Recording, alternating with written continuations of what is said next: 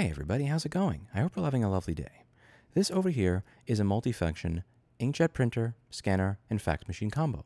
You may be wondering, Lewis, what are you doing with an inkjet printer in your house? You don't strike me as the type of person that wants to spend $39 on ink to be able to print 8 pages. And you're right, I don't. I got this for free, which is why it's here. And every now and then I'll get some hate mail from New York State, which requires that I scan it and send it to my CPA or my attorney without going to work. Maybe I'm not able to make it into the office that day, or maybe the scanner at the office doesn't work. And this comes in handy. I've never installed ink in this printer. You see, I got this about 8 years ago. It arrived after a breakup with a woman who just never wanted the breakup to stick. And one of the strategies that she employed, in my opinion, was having random stuff sent to my house that would require that I contact her in order to either arrange returning it, figuring out if it's a gift, or her coming over to set it up. And when I saw this arrive and I saw the name in the box, we were not doing that. The way my brain processes it is, if I use this as a scanner, I don't have to make the call. But if I decide to install ink in this printer, I have installed it as a permanent fixture in my home. It is not just a scanner that is, 30% of a scanner, fax, or printer. It is now a scanner and a printer, which is 66% of the scanner, fax, or printer. I'm only using 33% of it. But if I'm using 66% of it, I'm essentially using it at that point, and I'm really morally and ethically obligated to call or email her to let her know that this is here, which I can't do, because if I do that, then I'm inviting that back into my life. And that left my life 8 years ago, and it's best for everybody involved that left my life 8 years ago. This is able to be used as a scanner, even though I have never put ink in it and never will put ink in it, which is great, because this allows me to scan all of my hate mail from my other ex that won't leave me alone just fine and send it to my CPA and my attorney so they can handle it. Unfortunately, not all companies are like Epson in this case, where your scanner will work when you have no ink in the printer. And this is something that's been a problem for a long period of time. This is from the HP forum, scanning without a working ink cartridge.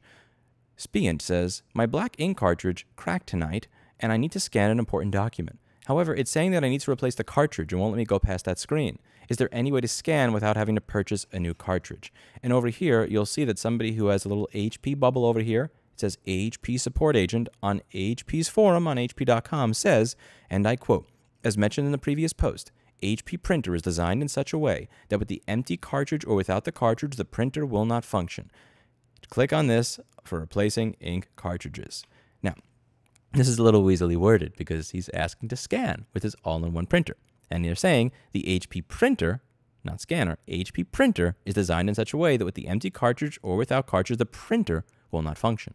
That is technically correct. That is also complete weasel wording to weasel out of the fact that you designed your scanner in a way that the scanner requires ink to function, which anybody with common sense understands it clearly does not. And it appears that somebody was so aggravated about this obvious garbage that they decided to sue HP over it. This was originally dismissed earlier in the year, but they decided to let the case go forward, and I'd like to discuss why it's going forward, but more importantly, what HP's horrible arguments were in trying to get this thrown out, because they are really grasping at straws here. And I quote, HP notes that the purported HP employee was responding to an initial post about a printer that neither Freund nor McMath bought, and that the purported HP employee does not specify any printer model, whether it is an all-in-one printer, or which functions are impacted. So because the person on HP's forum did not specify the model number of the all-in-one combo that was not scanning when there was low ink, that means that this person suing HP cannot sue HP when their HP all-in-one combo does not scan when there's low ink. You follow the logic there? HP also argues that the statements cannot be attributable to HP because the bottom of the message board includes a disclaimer that the opinions expressed in the message board are not the opinions of HP. The court finds that HP's challenge raises issues of the fact that are not properly considered on a motion to dismiss. At this stage, the message board post amounts to a factual allegation that bolster the plaintiff's allegations that HP designed its printers to disable certain functions when the ink is depleted. Oh man, so many things to dig into over here. So firstly, yes, it does say in the bottom of the forum that the opinions expressed above are the personal opinions of the authors, not HP. By using the site, you accept the terms of use and participation. But it does say that he's an HP employee, HP support agent, works for HP, and he is there telling you that this is not going to function without an ink cartridge in it. And here's the thing. They say that these are the opinions, personal opinions of the author, not of HP.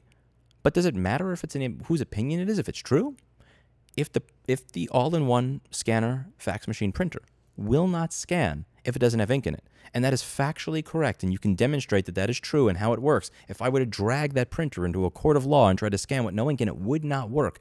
Does it matter that this is at the bottom of the form? I would say no. The poster is asking about an all-in-one printer, and the poster is making it clear he wishes to use the scan function in his all-in-one printer.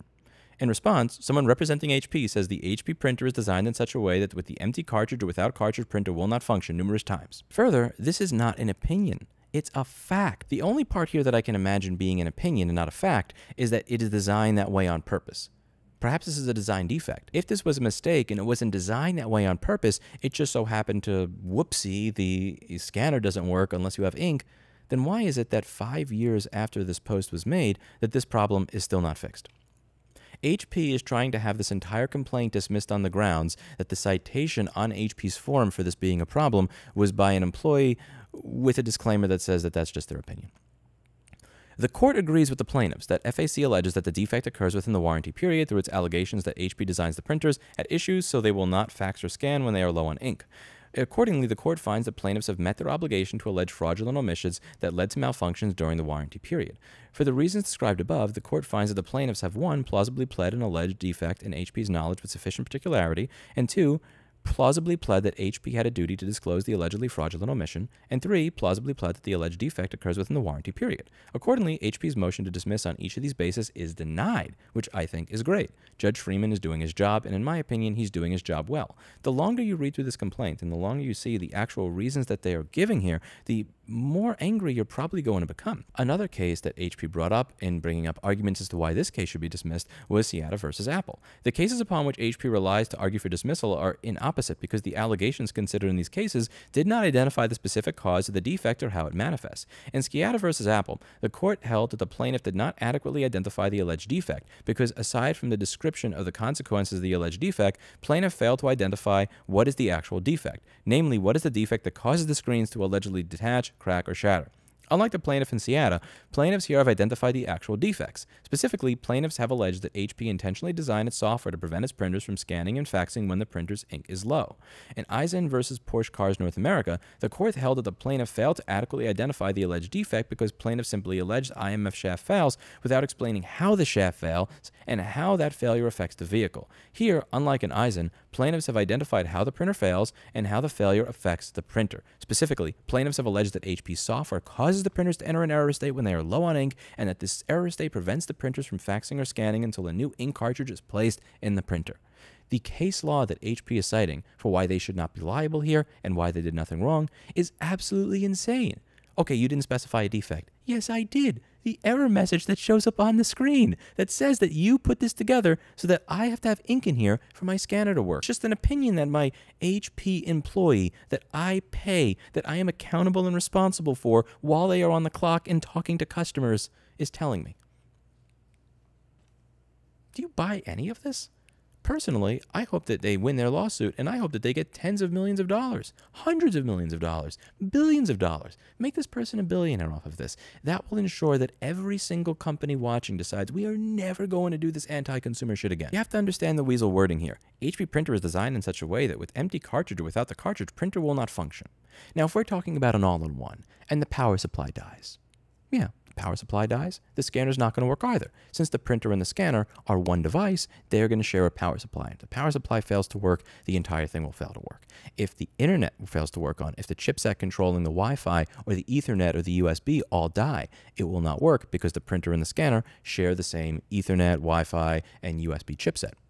But that's not what's happening here. The ink has nothing to do with the scanner. And this is written in this way because an all-in-one printer scanner can technically be referred to as a printer. And you are technically correct that a printer will not function if the ink is empty. And dare I say it, I don't believe that this post over here was written by the support agent. Yeah, I'm going to go there. I'm going to say that that was probably written by a lawyer or some sort of supervisor who foresaw this complaint into the future and realized that HP was going to do nothing about it because it made them more money when people purchased ink for scanners that they did not need ink for. Not just to the detriment of their wallets, but also to the detriment of their relationships when this pushes them past the moral or ethical boundary that they have for calling their ex-girlfriend that 99% sent them this printer scanner as an excuse to talk to them so that they could weasel their way back into their life. And that's wrong. That is morally and ethically wrong. In all seriousness, I genuinely hope that HP gets kicked in the dick for this over and over and over so that every manufacturer looking on realizes that they can't do this type of anti-consumer stuff to their customers, that they can't do this thing where like they walk this tightrope line about being able to say, oh, it's an opinion, we didn't really design it that way, when you actually designed it to not be able to be used when the ink is missing. Because this was one comment that shows up all the time when it comes to MacBooks, John Deere tractors, or this type of stuff, or anything else, which is if you don't like it, don't buy it. And one of the things that I wish these manufacturers did, I wish they had the balls to put on the front of the package, by the way, once you get used to buying our products, in future generations, we are going to remove your ability to scan when you don't have ink in it. Just know, if you purchase this product, it will not scan when you don't have ink in it. You will have to buy ink to use this product until the end of time, even if you don't plan to print. You think HP is going to put that on the box? Do you think Apple is going to put on the box? By the way, I know you've gotten used to our products being somewhat repairable, but in the future, when sleep sensors or anything else dies, you're not going to be able to replace it with an off-the-shelf part or even an OEM Apple part because the calibration software is not built into the computer. It's proprietary and separate from the computer and not made available to either you or independent technicians, so that when that part breaks inside that device, you have to come to us for the repair at the price that we set for you if we are willing to do the repair. Is that what's printed on the front of a MacBook box? Of course not. None of these companies are ever going to actually be upfront in their marketing that is their plan and that is what they're going to do.